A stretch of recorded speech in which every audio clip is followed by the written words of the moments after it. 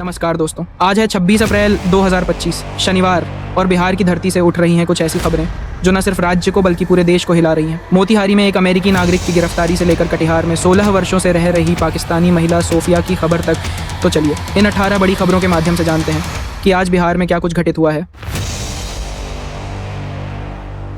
भारत नेपाल सीमा पर रक्सौल बॉर्डर से एक अमेरिकी नागरिक को गिरफ्तार किया गया है। इमिग्रेशन विभाग ने उसे अवैध रूप से भारत में रहने और नेपाल में प्रवेश की कोशिश करने के दौरान पकड़ा। गिरफ्तार व्यक्ति की पहचान एटान नाम के युवक 42 के रूप में हुई है। वह अमेरिकी पासपोर्ट वाला है जो 29 अगस्त 2033 तक वैध है। वह टूरिस्ट वीज़ा पर भारत आया था। अक्टूबर 2024 में वीज़ा अवधि समाप्त होने पर भारत सरकार ने उसकी एंट्री रिफ्यूज़ कर दी थी। फिर भी वह अवैध तरीके से भारत में रहा।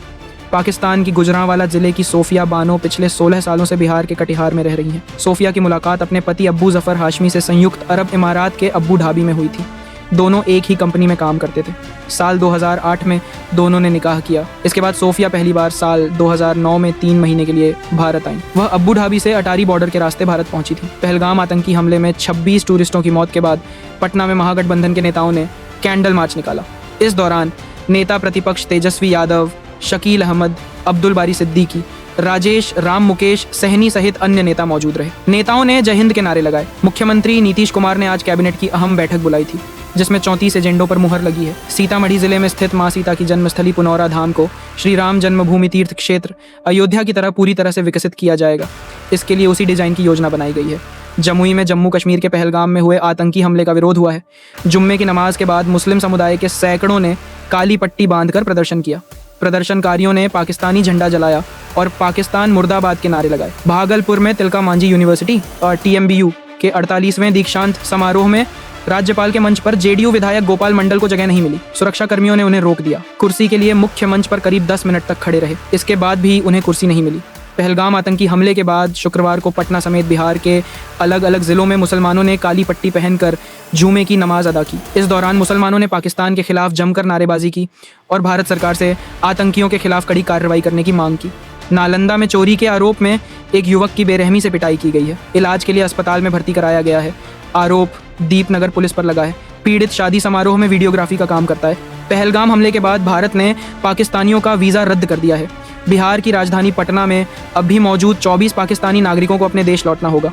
ये सभी 24 पाकिस्तानी महिलाएं हैं। गिरफ्तारी की जानकारी सामने आई है। संजीव 5 मई 2024 को हुए नीट पेपर लीक के बाद से फरार था। बिहार के 22 जिलों में हीट वेव से ज़्यादा सतर्कता की अलर्ट जारी है। गया, रोहतास और बक्सर का पारा 42 डिग्री सेल्सियस पहुंचा है। सुबह 8 बजे अंदाजन 39 डिग्री सेल्सियस का तापमान था। वायुमंडल में गर्मी की राहत नहीं हो रही है। किशनगंज के बहादुरगंज विधानसभा के पूर्व विधायक तौसीफ आलम ने कांग्रेस छोड़कर AIMIM का दामन थाम लिया है। उन्होंने कहा कि कांग्रेस में वे असहाय महसूस करते थे। वहां उन्हें बोलने की आज़ादी नहीं थी। उन्होंने बताया कि AIMIM अधिकारों की लड़ाई लड़ती है, अपने हक की लड़ाई लड़ती है। राष्ट्रीय जनता दल RJD कार्यालय में आज एक अहम आंतरिक बैठक आयोजित की गई जिसकी अध्यक्षता नेता प्रतिपक्ष तेजस्वी यादव ने की। इस बैठक में पार्टी के विधायक, विधान पार्षद, सांसद, जिलाध्यक्ष, प्रभारियों समेत अन्य प्रमुख पदाधिकारी शामिल हुए। यह बैठक 4 घंटे तक चली। पूर्णिया जंक्शन पर शुक्रवार को चलती ट्रेन पर चढ़ने के दौरान युवक का पैर फिसल गया। युवक प्लेटफार्म और ट्रेन के खाली स्पेस के बीच में गिर गया। प्लेटफार्म पर तैनात रेलवे सुरक्षा बल RPF के हेड कांस्टेबल नब्बी रसूल की नजर युवक पर पड़ी। हेड कांस्टेबल ने किसी तौर पर युवक का पैर खींचा। कश्मीर के पहलगाम में हुए आतंकवादी हमले से बेगूसराय के मुस्लिम समाज में भी काफी आक्रोश है। आज जगह जगह जुम्मे की नमाज के बाद इस घटना का विरोध किया गया। मंसूरचक शाही मस्जिद आलमचक में जुम्मा की नमाज खत्म होने के बाद मुस्लिम समाज के लोगों ने पाकिस्तान के प्रधानमंत्री शहबाज शरीफ और सेना प्रमुख असीम मुनीर के पुतले पर जमकर जूता चप्पल बरसते हुए पुतला दहन किया। BJP प्रदेश अध्यक्ष दिलीप जायसवाल ने विपक्ष को बताया कि पहलगाम में धर्म पूछकर हत्या की गई, लेकिन भारत का संस्कार अतिथि देवो भव का है। जो भी पाकिस्तानी नागरिक भारत में है तो उनको सुरक्षित रखना और सुरक्षित उनके देश भेजना भारत सरकार का काम है। मधेपुरा के सिंहेश्वर में शिव महापुराण कथा चल रही है।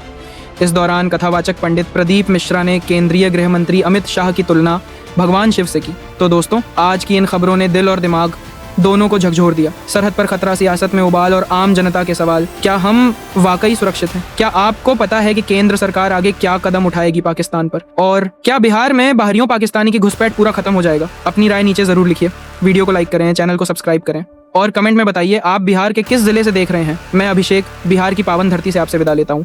फिर मिलेंगे कल की ताज़ा और दमदार खबरों के साथ। जय हिंद, जय भारत, जय बिहार।